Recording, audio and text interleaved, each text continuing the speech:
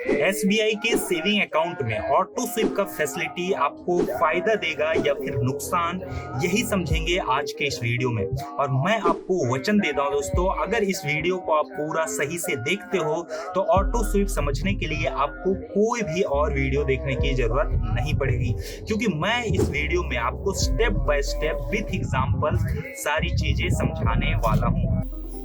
तो अब चलिए दोस्तों, एसबीआई का जो ऑटो स्विप का फैसिलिटी है उसको बहुत ही आसान भाषा में समझते हैं। एसबीआई का ऑटो स्विप को ही दोस्तों मोड बोला जाता है, यानी कि मल्टी ऑप्शन डिपॉजिट। इससे बिल्कुल भी कंफ्यूज नहीं कीजिएगा।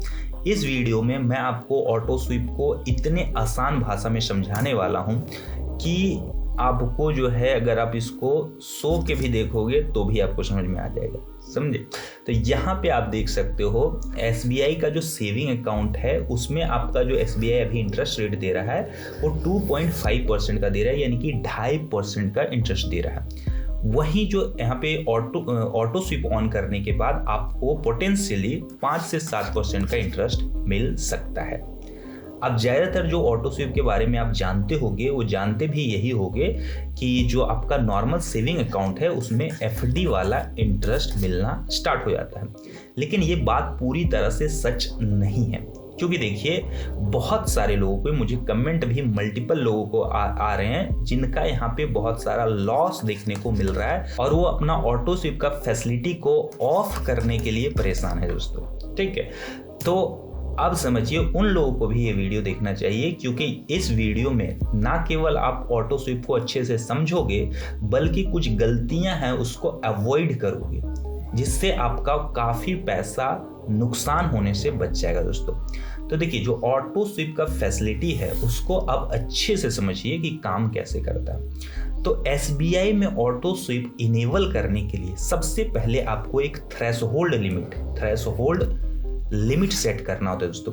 ये सिंपल सा है, आपको बैंक को बताना होता है कि एक मिनिमम बैलेंस के बाद जितना भी पैसा आपके अकाउंट में आएगा उसका तुम सिंपली एफडी क्रिएट कर देना।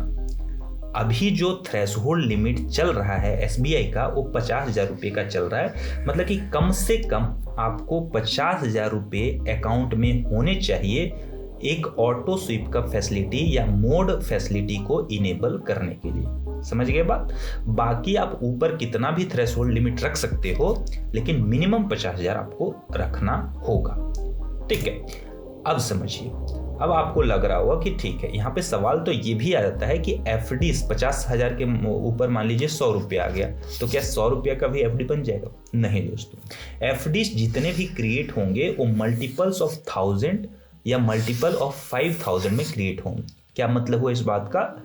मतलब कि अगर 51,000 होता है तो 1000 का एफडी बन जाएगा, 55,000 होगा तो उसका बन जाएगा, ठीक है। लेकिन अगर 1100 आया तो उसमें से 1000 का एफडी बनेगा, 100 रुपीज़ आपके अकाउंट में ही रहेंगे।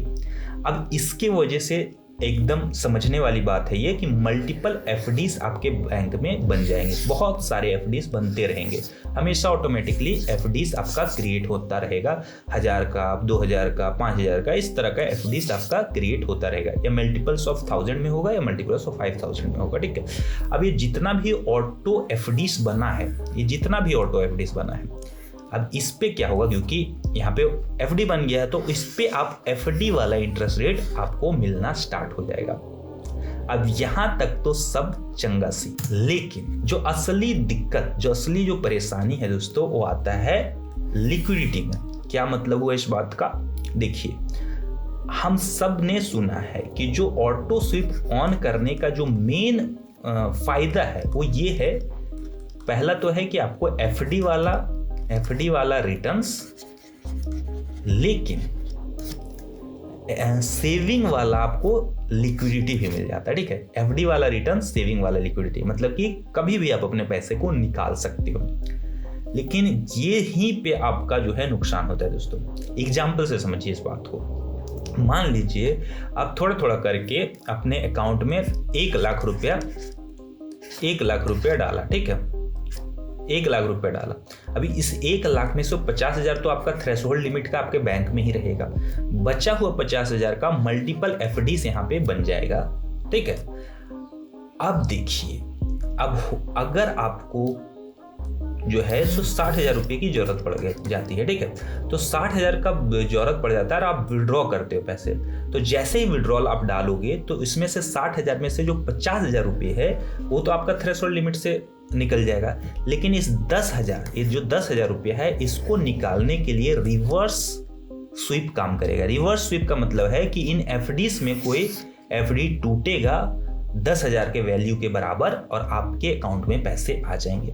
अब यहाँ पे सवाल ये भी उठता है कि क्योंकि एफडीज तो बहुत सारे हमारे अकाउंट में, तो कौन सा एफडी टूटेगा, ठीक है, पहले कौन सा एफडी टूटेगा। तो ये डिसाइड करने के लिए लीफो और फीफो मेथड का यूज किया जाता है। लेकिन उससे पहले आप ये समझ लो कि देखिए एफडी टूटेगा तो जाहिर सी बात है पेनल्टी भी लग सकती है, और पेनल्टी का ही सारा खेल है दोस्तों। अब समझिए लीफो और फीफो मेथड, इससे बिल्कुल भी आप घबराइएगा नहीं, बहुत आसान भाषा में आपको मैं समझाता हूं। देखिए लीफो का फुल फॉर्म है लास्ट इन फर्स्ट आउट।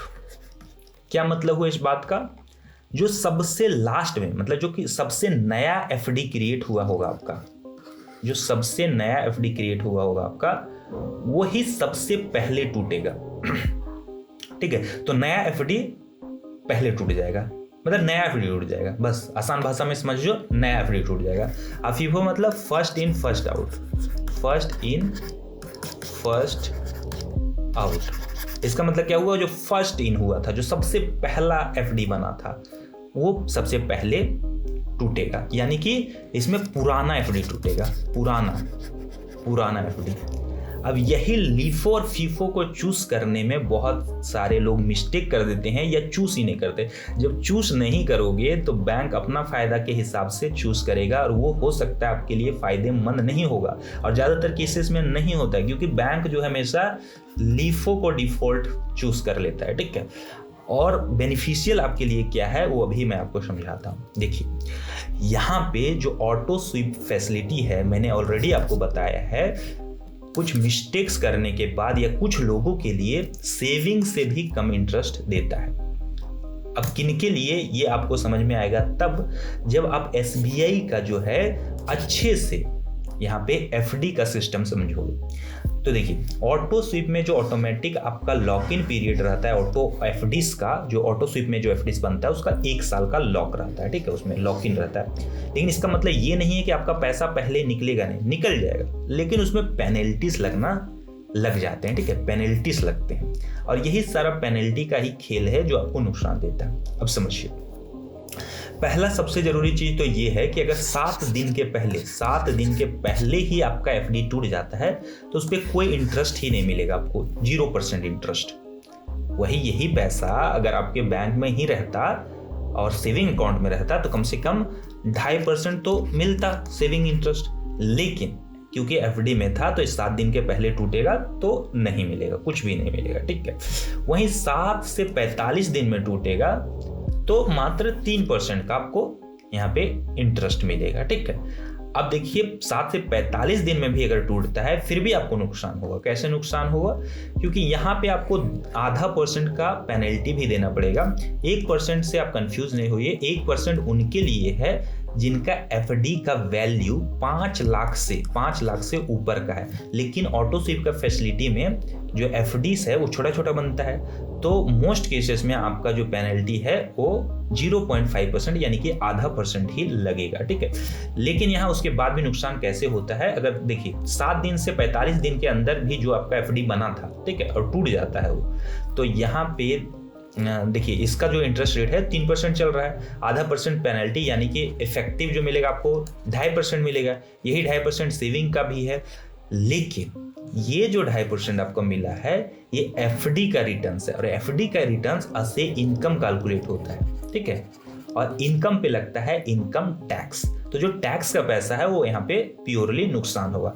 उसके बाद अगर थोड़ा पुराना एफडी टूटता है आपका, जैसे कि 46 दिन से लेके 5 महीने का, तो फिर आपको यहाँ पे नुकसान तो नहीं होगा पेनल्टीज लगने के बाद भी। लेकिन अगर 1 साल के बाद वाला पुराना एफडी, मतलब आपको एफडी ऑटो स्वीप स्टार्ट किए 1 साल हो गया, तो सबसे पहला वाला एफडी अगर आप टूटता है, पुराना वाला एफडी टूटता है, तो उस पर आपको पेनल्टीज भी लगना बंद हो जाएगा और आपका वहां से एक्चुअल में जो एफडी वाला रिटर्न्स है वो आपका बैंक देने लगेगा आपको। ठीक है, अब समझिए ये वाला जो ऑटो स्वीप वाला जो फैसिलिटी है, यहां से तो आपको समझ में आ गया होगा कि ऐसे इंसान के लिए नहीं है जो बहुत ज्यादा ट्रांजैक्शन करता है, मतलब जितना पैसा आता है सब खर्च कर देता है। अब जितना पैसा आएगा महीने भर में सब खर्च कर देगा वो, तो क्या होगा कि ज्यादातर जो अमाउंट है वो यहाँ पे अंडर 7 डेज में ही निकल जाएगा, उस पर तो कुछ भी नहीं मिलेगा उसको। 7 से 45 दिन में और पैसा निकल जाएगा, तो उसमें भी उसको नुकसान ही हो रहा है। तो उन लोगों के लिए देखेगा तो इफेक्टिव में वो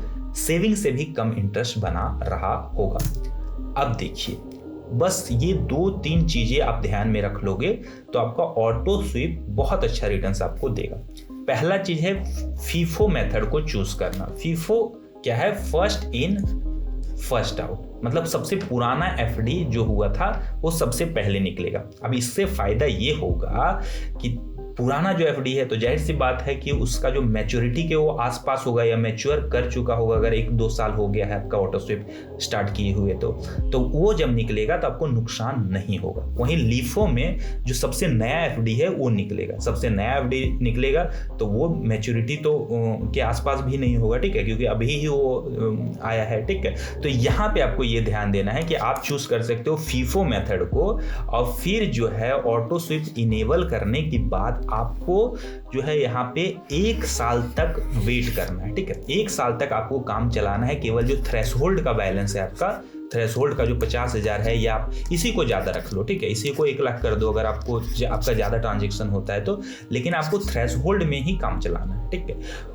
उसके बाद 1 साल के बाद आप थोड़ा थोड़ा स्टार्ट कर सकते हो थ्रेशहोल्ड से ज़्यादा पैसा निकालना, तब आपका जो है एफडी वाला पैसा निकलना स्टार्ट हो जाएगा विथआउट पेनल्टीज, क्योंकि पुराना एफडी से यहाँ पे निकलेगा। ठीक है, फीफो मेथड के थ्रू 2 साल जब हो जाएगा आपका या 1.5 साल हो जाएगा तो आप और ज़्यादा जो है थ्रेशहोल्ड से बढ़ा सकते हो अपना पैसा निकालना, क्योंकि यहाँ पे और ज़्यादा आपका एफडी पुराना हो चुका होगा, जिसके ऊपर यहाँ पे पेनल्टी नहीं लगेगा, जो मैच्योर हो चुका होगा।